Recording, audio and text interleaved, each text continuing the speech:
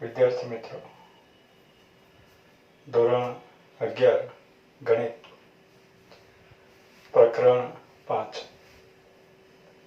મિત્રો, આજે આપણે આ વિડીયોમાં પ્રકરણ 5 સંકર સંખ્યાઓ અને દ્વિઘાત સમીકરણ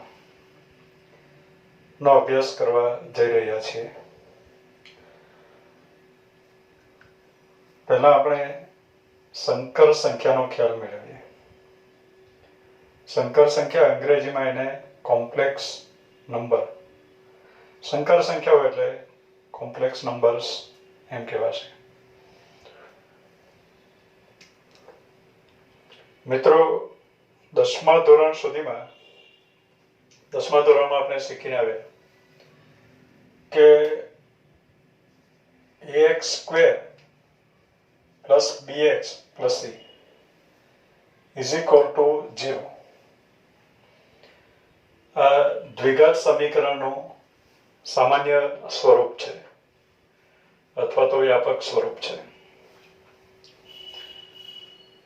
દસમા ધોરણમાં જ્યારે આ દ્વિઘાત સમીકરણનો આપણે ઉકેલ મેળવ્યો ત્યારે ઉકેલ મેળવતા પહેલા x² ના સહગુણકને આપણે એ કીધું, x ના સહગુણકને b કહીએ, અચળ પદને c કહીએ.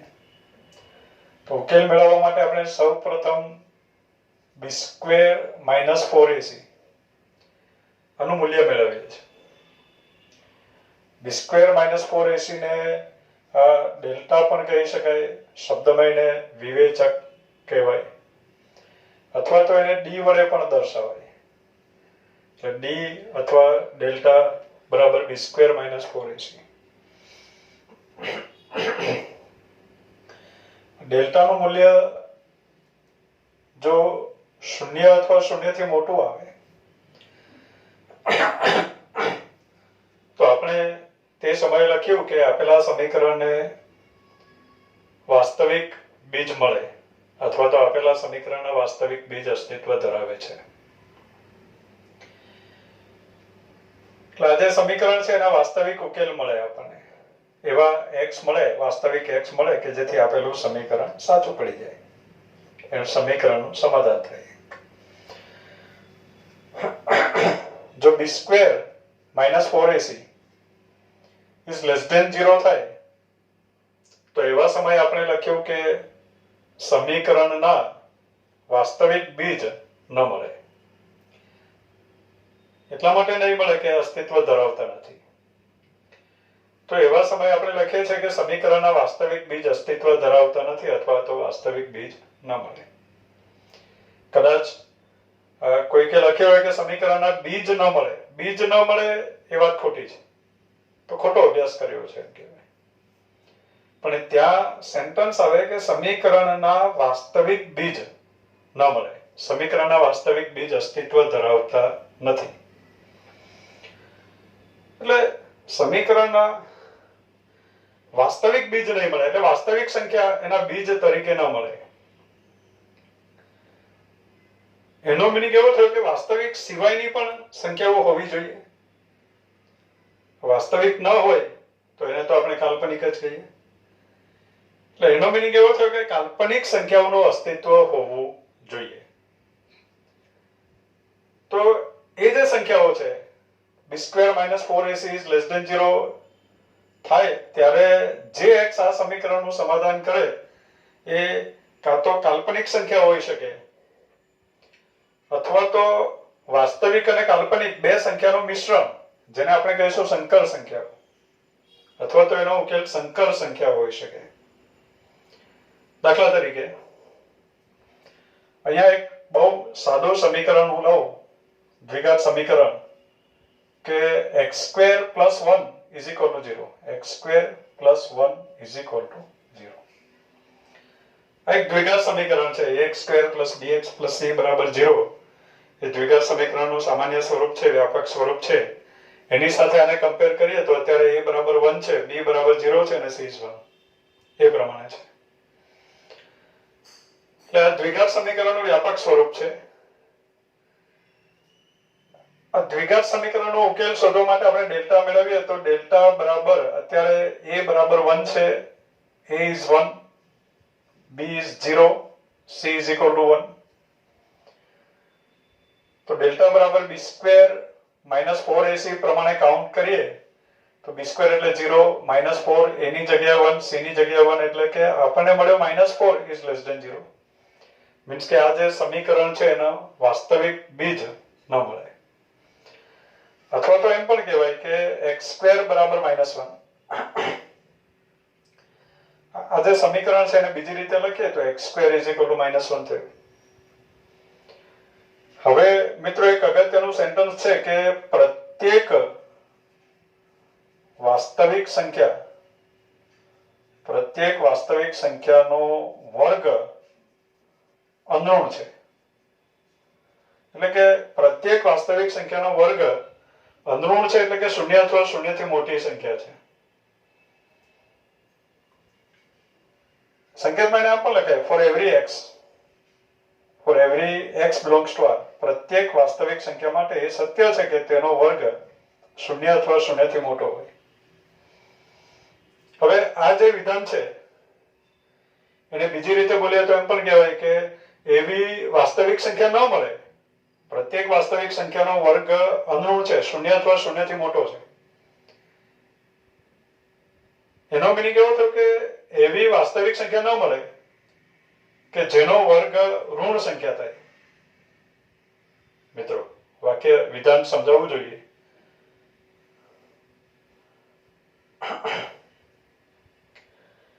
પ્રત્યેક વાસ્તવિક સંખ્યાનો વર્ગ અનઋણ છે મીન્સ કે 0 અથવા 0 થી મોટો છે. તો એનો જ બીજો મીનિંગ એવો થયો કે એવી વાસ્તવિક સંખ્યા ન મળે, અસ્તિત્વ ધરાવતી નથી કે જેનો વર્ગ ઋણ છે.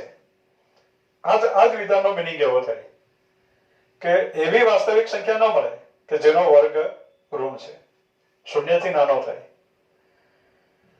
તો એવી વાસ્તવિક સંખ્યા ન મળે તો એવી કાલ્પનિક સંખ્યા મળે.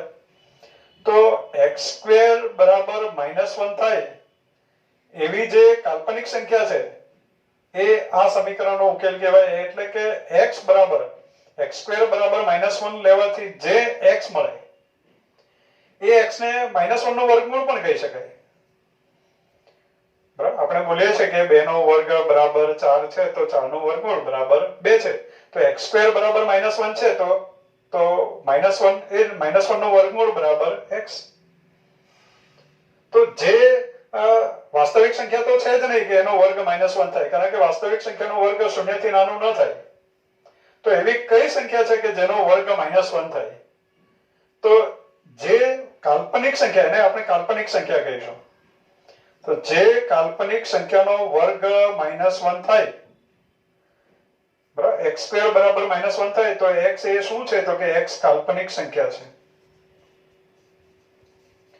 અને જે કાલ્પનિક સંખ્યાનો વર્ગ -1 થાય એ કાલ્પનિક સંખ્યાને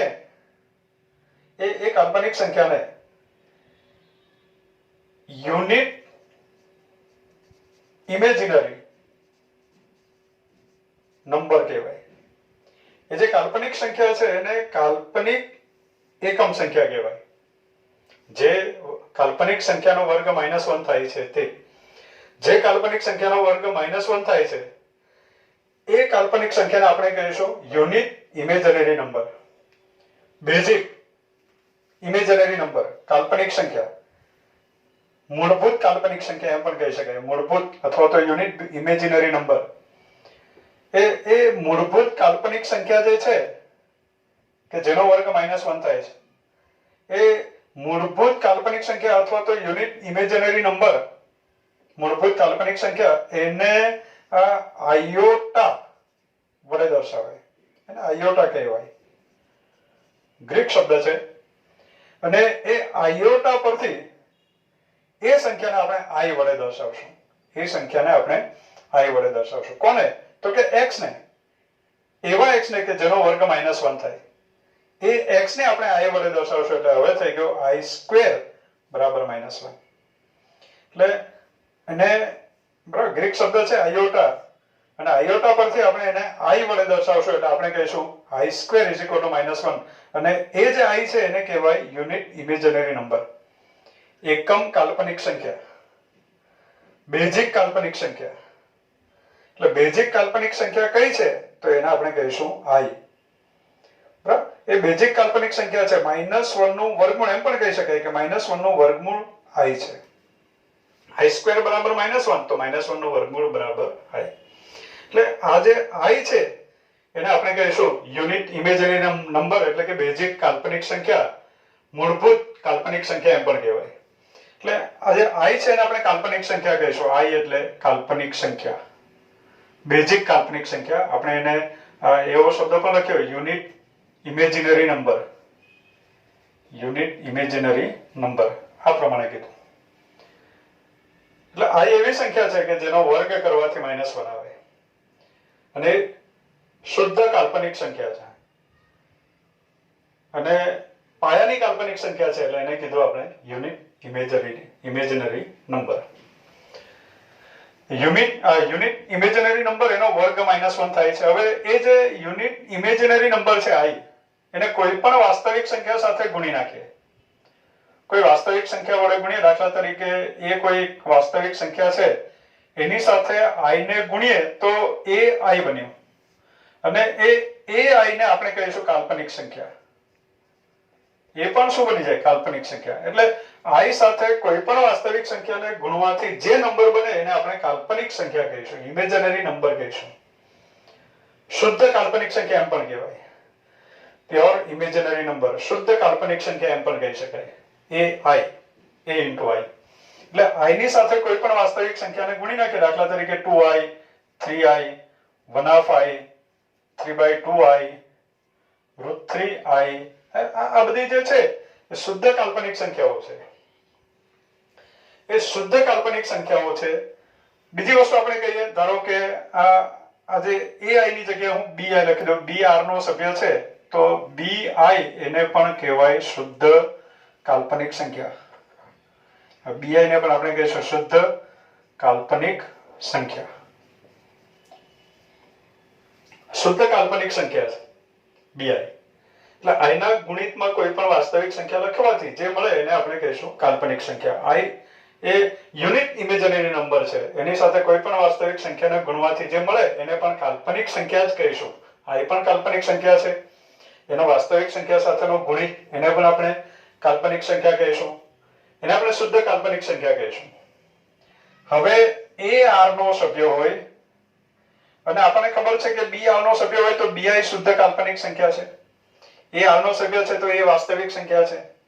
તો a અને bi એને ભેગા કરવાથી આપણે શું કર્યું તો કે વાસ્તવિક સંખ્યા અને આ કાલ્પનિક સંખ્યા, શુદ્ધ કાલ્પનિક સંખ્યા બેને ભેગી કરી, પ્લસ કર્યો, બંનેનો સરવાળો કર્યો. હવે જે નંબર બન્યો એટલે આપણે શું કર્યું તો કે કાલ્પનિક સંખ્યા અને વાસ્તવિક સંખ્યા બેને ભેગી કરી, જેને આપણે વિજ્ઞાનમાં સંકરણ શબ્દ પણ વાપરીએ છીએ. આપણે બંનેનું સંકરણ કર્યું, વાસ્તવિક સંખ્યા અને કાલ્પનિક સંખ્યાનું સંકરણ કર્યું. ખાસ કરીને મિત્રો જીવ વિજ્ઞાનમાં એવા શબ્દો આવે કે બે જાતિનું સંકરણ કરીને સંકર જાતિ બનાવવામાં આવે, સંકર ગાય, એ બધા શબ્દો આપણે સાંભળ્યા છે. રસાયણ વિજ્ઞાનમાં પણ ભણાવે, કક્ષકોનું સંકરણ કરે અને કહેવાય sp સંકરણ, એવા શબ્દો તમે સાંભળ્યા હશે. તો મિત્રો અત્યારે વાસ્તવિક સંખ્યા અને કાલ્પનિક સંખ્યા બેને ભેગી કરી, બેની ભેગી કરવાથી જે એનું મીન્સ કે આપણે એનું સંકરણ કર્યું અને સંકરણ કરવાથી જે સંખ્યા બની એને આપણે કહીશું સંકર સંખ્યા. એટલે આ જે નંબર છે એને આપણે સંકર સંખ્યા કહીશું. એટલે સંકર સંખ્યા કોને કહેવું તો કે a r નો સભ્ય હોય, b r નો સભ્ય હોય તો a + bi પ્રકારની તમામ સંખ્યાને, a + bi એ r નો સભ્ય છે, b r નો સભ્ય છે, પણ bi કરો એટલે એ કાલ્પનિક સંખ્યા બની જાય, ઇમેજનરી નંબર બની જાય. અને પછી બંનેને ભેગા કરો, a + bi લખો અને જે નંબર બને અને જે સંખ્યા બને એને આપણે કહીશું સંકર સંખ્યા. અંગ્રેજીમાં એને કહીશું આપણે કોમ્પ્લેક્સ નંબર, અંગ્રેજીમાં એને કહીશું આપણે કોમ્પ્લેક્સ નંબર, સંકર સંખ્યા. બરાબર, કોમ્પ્લેક્સ નંબર પરથી સંકર સંખ્યાઓનો જે ગણ છે set of complex numbers, set of complex numbers એટલે એનો જે ગણ છે, આ બધી સંકર સંખ્યાઓનો જે ગણ છે એને આપણે કેપિટલ C વડે દર્શાવશું. એટલે મિત્રો આ પ્રમાણે આપણે ચર્ચા કરી કે સંકર સંખ્યા કોને કહેવી. એટલે સંકર સંખ્યાની વાત થઈ ગયા બાદ હવે આગળ આપણે સંકર સંખ્યાના ગણ વિશે સમજીએ. તો મિત્રો આપણે સમજ્યા કે સંકર સંખ્યા કોને કહેવું.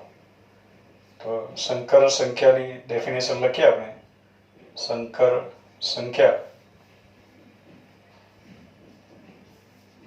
સંખ્યા અંગ્રેજીમાં એને કહેવાશે કોમ્પ્લેક્સ નંબર. તો સંકર સંખ્યા કોને કહેવું? તો AB બિલોંગ્સ ટુ R માટે A અને B વાસ્તવિક સંખ્યાઓ હોય. AB બિલોંગ્સ ટુ R માટે A plus BI A plus BI પ્રકારની તમામ સંખ્યા AB બિલોંગ્સ ટુ R માટે A પ્લસ BI ને સંકર સંખ્યા કહેવાય. એટલે A અને B વાસ્તવિક સંખ્યા હોય તો A પ્લસ BI પ્રકારની જેટલી પણ સંખ્યા બનાવી શકાય એ તમામ સંખ્યાને સંકર સંખ્યા કહેવાય. પણ એમાં આપણે ઉલ્લેખ કરવો જોઈએ કે આમાં I શું છે? તો કે I શું છે? તો I is under root -1, અથવા તો એમ પણ કહી શકાય કે I સ્ક્વેર બરાબર -1 થાય તેવો જે નંબર છે એને આપણે I કહેવાનું છે. આયોટા પરથી એને આપણે I વડે દર્શાવશું. એટલે I square is equal two -1. હવે એ જે સંકર સંખ્યાઓનો જે ગણ છે, તમામ સંકર સંખ્યાઓને આપણે ગણમાં લખી દઈએ તો એને સંકર સંખ્યા ગણ, set of all complex numbers, એને set of all complex numbers પરથી એને આપણે કેપિટલ C વડે દર્શાવશું.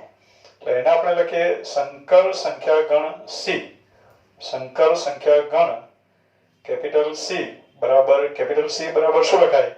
તો A plus BI, set of all A plus BI પ્રકારની તમામ સંખ્યાઓનો ગણ એટલે સંકર સંખ્યાઓનો ગણ. જેમાં A અને B ક્યાંથી આવશે? તો A અને B R ના સભ્યો છે. I શું છે? તો કે I is equal to under root -1 છે. અને એનાથી જેટલી પણ A પ્લસ BI બને એ તમામ A પ્લસ BI નો જે ગણ છે એને આપણે કહીશું સંકર સંખ્યા ગણ. Set of all complex numbers એને કેપિટલ C વડે દર્શાવશું. તમામ સંકર સંખ્યાઓનો ગણ. Set of all A plus BI, AB belongs to R, I is equal to under root -1. એને આપણે કહીશું સંકર સંખ્યા ગણ. હવે મિત્રો આ જે સંકર સંખ્યા છે એ સંકર સંખ્યાને સામાન્ય રીતે આપણે Z વડે દર્શાવશું. Z બરાબર A પ્લસ BI આ પ્રમાણે દર્શાવશું. એટલે સંકર સંખ્યાને આપણે C વડે નહીં દર્શાવશું. સંકર સંખ્યાઓનો જે ગણ છે એને કેપિટલ C વડે દર્શાવશું. પણ જ્યારે સંખ્યાની વાત આવે, દાખલા તરીકે બિંદુને આપણે કેપિટલ ABCD વડે દર્શાવીએ, સદિશને x બાર y બાર એ પ્રમાણે દર્શાવીએ તો સંકર સંખ્યા આપણે Z વડે દર્શાવશું. એક કરતા વધારે સંકર સંખ્યાઓ હોય તો એકને આપણે Z1 કહીશું, બીજીને Z2, Z3, Z4 એ પ્રમાણે સંકર સંખ્યાઓને દર્શાવી શકાય.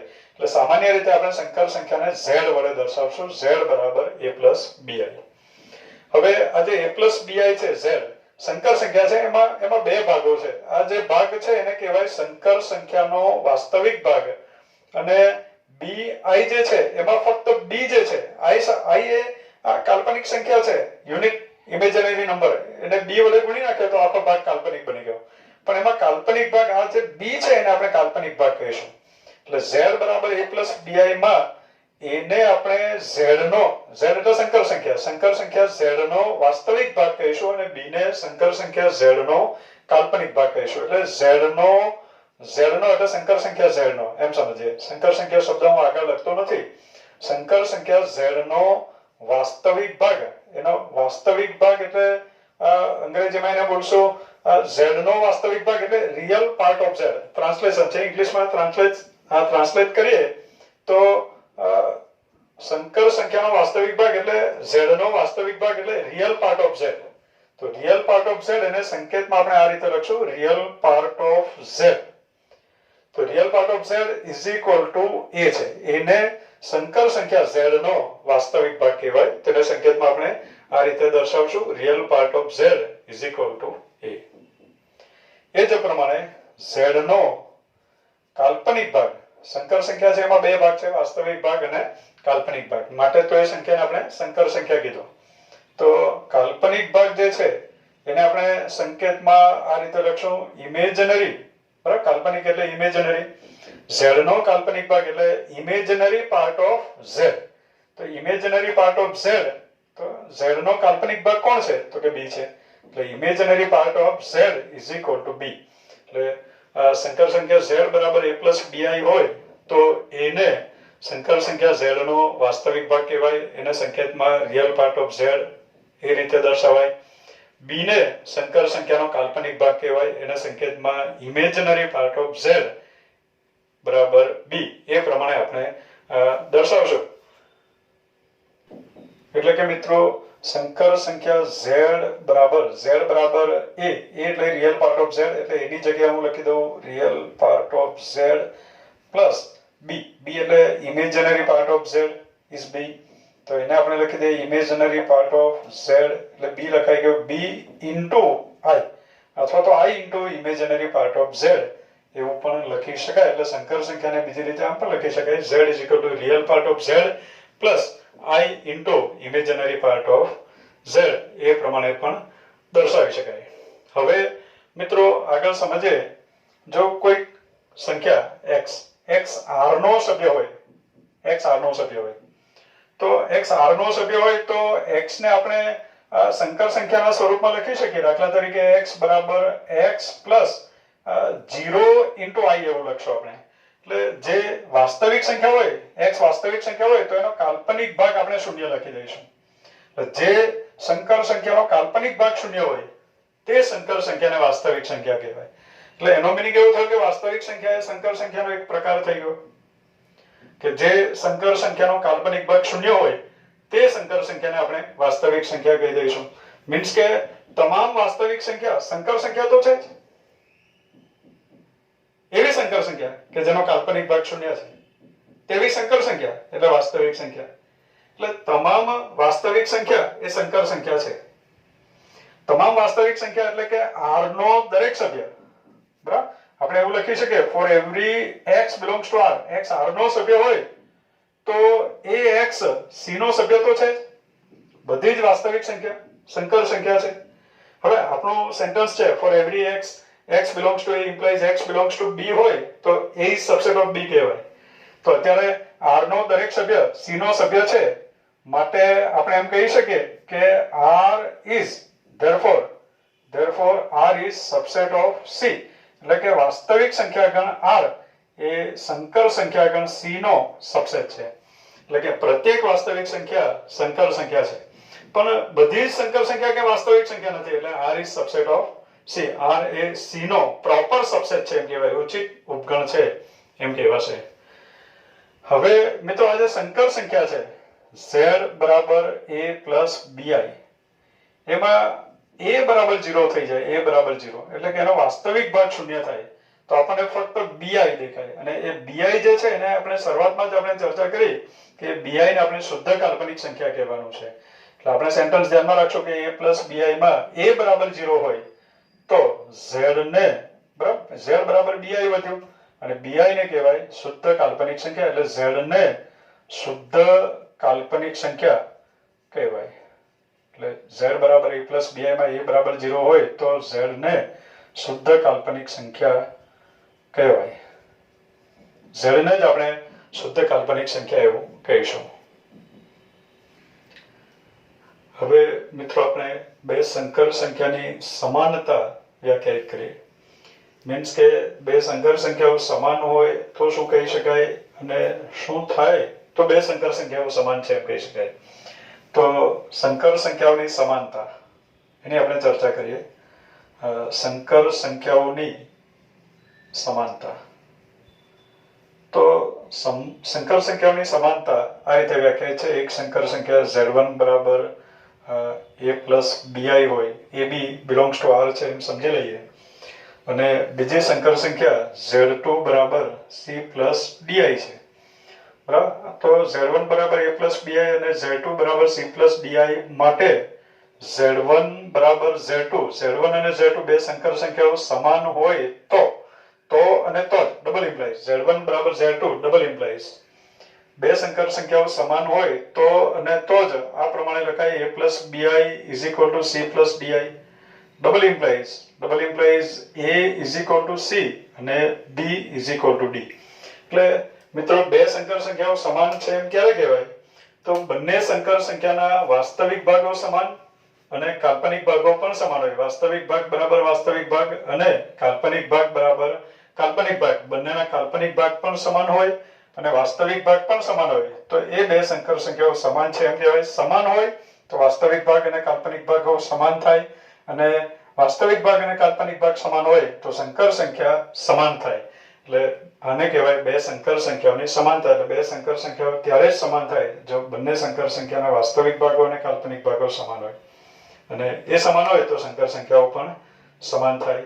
હવે મિત્રો, સંકર સંખ્યાઓનું બીજગણિતનો આપણે અભ્યાસ કરવાનો છે. સંકર સંખ્યાનું બીજગણિત જેમ સદિશોનું બીજગણિત આવે, જેમ બિંદુઓ આપણે લઈએ છીએ, બિંદુઓમાં પણ આપણે દાખલા ગણીએ છીએ, તો સંકર સંખ્યાનું બીજગણિત પણ આપણે ભણવાનું છે અત્યારે. સંકર સંખ્યાઓના સરવાળા, બાદબાકી, ગુણાકાર, ભાગાકાર, એને આપણે કહીશું સંકર સંખ્યાઓનું બીજગણિત.